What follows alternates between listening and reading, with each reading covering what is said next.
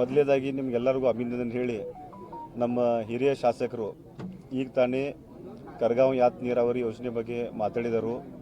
ತಾವು ಕೇಳಿದಂಥ ಪ್ರಶ್ನೆಗೆ ಅವರ ಉತ್ತರವನ್ನು ಕೊಟ್ಟ.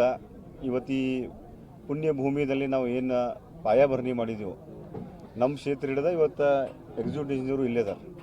ಮುಂದಿನ DPR ರೆಡಿ ಮಾಡಿಸಿ ಆ ಭಾಗದ ಜನರಿಗೆ ಸ್ವತಂತ್ರವಾಗಿ ಸ್ವಾತಂತ್ರ್ಯ ಸಿಕ್ಕ ಮೇಲೆ ಇವತ್ತು ಏನು ನೀರು ಕೊಟ್ಟಿಲ್ಲ, ನಮ್ದು ಇವತ್ತು ಸರ್ಕಾರದ ಜವಾಬ್ದಾರಿ ಐತಿ.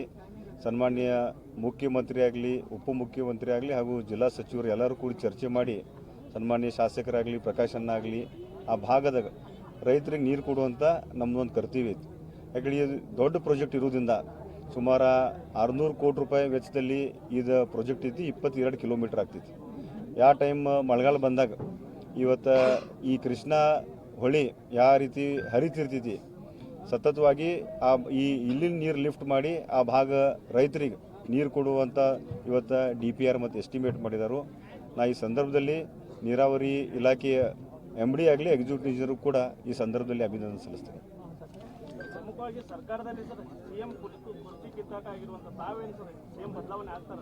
ಅದನ್ನ ಬಗ್ಗೆ ನೀವು ಮಾಹಿತಿ ಹೆಚ್ಚಿಕೊಡ್ಬೇಕು. ಯಾಕಂದ್ರೆ ಸಚಿವರು ಆಕಾಂಕ್ಷಿ ಇದ್ರಿ ನೀವು. ನನ್ಗೆ ರೈತರಾಗಲಿ, ನಮ್ಮ ಜನ ಇಲ್ಲಿ ನಮ್ಗೆ ಸೇವಾ ಮಾಡೋಕ್ಕೆ ಅವಕಾಶ ಕೊಟ್ಟಿದ್ದಾರೆ. ದೇವರು ಕೂಡ ಏನು ಮುಂದಿನ ಭವಿಷ್ಯದಾಗ ಏನು ದೇವ್ರು ಅವಕಾಶ ಮಾಡ್ತಾ ಅದು ಮಾಡ್ಕೊಂಡು ಅದನ್ನು ಹೈಕಮಾಂಡ್ ತೀರ್ಮಾನ.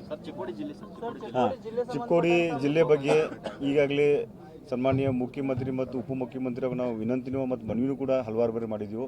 ಅವರು ಕೂಡ ಆಶ್ವಾಸನೆ ಕೊಟ್ಟಿದ್ದಾರೆ. ಯಾಕಂದ್ರೆ ಇವತ್ತು ರಾಜ್ಯದಲ್ಲಿ ಅಭಿವೃದ್ಧಿ ಆಗಕ್ಕೆ ಈ ಭಾಗದಾಗ ಯುವಕರಿಗೆ ಮುಂದಿನ ದಿನಮಾನದಲ್ಲಿ ಶಿಕ್ಷಣ ಆಗಲಿ, ಇವತ್ತು ನೌಕರಿ ಆಗಲಿ, ಮತ್ತು ಈ ಭಾಗದಾಗ ಅತನಿ ಹಿಡಿದು ಇವತ್ತು ಬೆಳಗಾವಿಗೆ ಹೋಗೋ ಮಟ್ಟ ಸುಮಾರು 180 ಕಿಲೋಮೀಟರ್ ದೂರ ಆಗ್ತೈತಿ.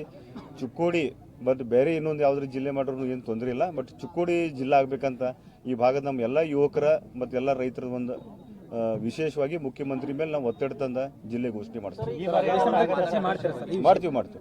ಈಗ ಅಷ್ಟೇ ಇಲ್ಲ, ಹಲವಾರು ಬಗ್ಗೆ ನೋಡ್ರಿ, ಎಲ್ಲ ಗುರುಗಳು ಕರ್ಕೊಂಡ ಸನ್ಮಾನ್ಯ ಮುಖ್ಯಮಂತ್ರಿಯವ್ರ ಕಡೆ 2014ದಾಗ ಪ್ರಕಾಶ್ ಅಣ್ಣ ಹುಕ್ಕೇರಿ ಕರ್ಕೊಂಡೋಗಿ ಜಿಲ್ಲೆ ಆಗಬೇಕಂತ ಅವ್ರು ಎಲ್ಲರಿಗೂ ಸ್ಪೆಷಲ್ ಫ್ಲೈಟ್ ಮಾಡ್ಕೊಂಡು ವಿನಂತಿ ಮಾಡಿದ್ವಿ.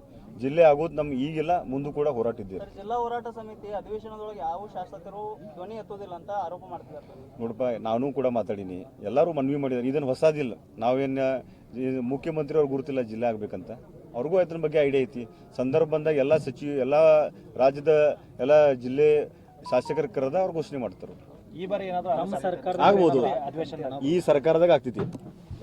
ಈ ಸರ್ಕಾರದಾಗ ಈ ಅಧಿವೇಶನದಾಗ ಈ ಸರ್ಕಾರ ಇದ್ದಾಗ ಅಧಿವೇಶನ ಅಲ್ಲ.